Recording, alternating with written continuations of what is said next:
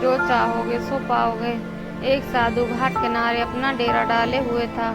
वहां वह धुनी रमाकर दिन भर बैठा रहता और बीच बीच में ऊंची आवाज में चिल्लाता, जो चाहोगे सो पाओगे।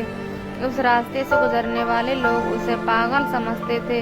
वे उसकी बात सुनकर अनसुना कर देते और जो सुनते वे उस पर हंसते थे।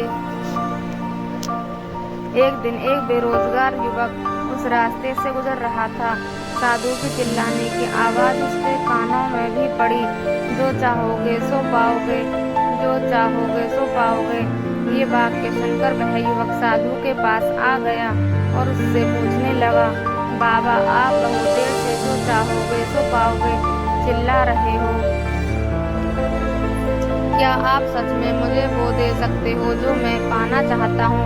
साधु बोला, हाँ बेटा, लेकिन पहले तो मुझे ये बताओ कि तुम पाना क्या चाहते हो। बाबा, मैं चाहता हूँ कि एक दिन मैं हीरों का बहुत बड़ा व्यापारी बनूं। क्या आप मेरी ये इच्छा पूरी कर सकते हैं? युवक बोला, बिल्कुल बेटा, मैं तुम्हें एक हीरा और एक मोती देता हूँ। उससे तुम जितने चाहे हीरे मोती बना लेना। साधु बोला। साधु की बात सुनकर युवक की आंखों में आशा की ज्योति चमक उठी। फिर साधु ने उनसे अपनी दोनों हथेलियां आगे बढ़ाने को कहा। युवक ने अपनी हथेलियां साधु के सामने कर दी। साधु ने पहले उसकी एक हथेली पर अपना हाथ रखा और बोला, बेटा, ये इस दुनिया का सबसे अनमोल हीरा है। इसे समय कहते हैं। इसे जोर से अपनी मुट्ठी में जकड़ लो। इसके द्वारा तुम जितने चाहे उतने हीरे बना सकते हो। इसे कभी अपने हाथ से निकलने मत देना।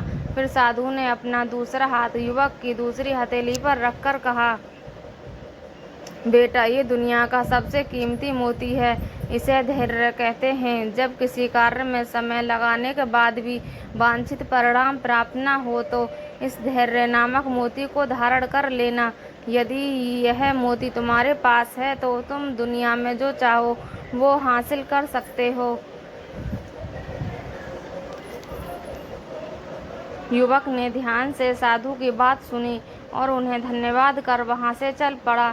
उसे सफलता प्राप्ति के 2 गुरु मंत्र मिल गए थे।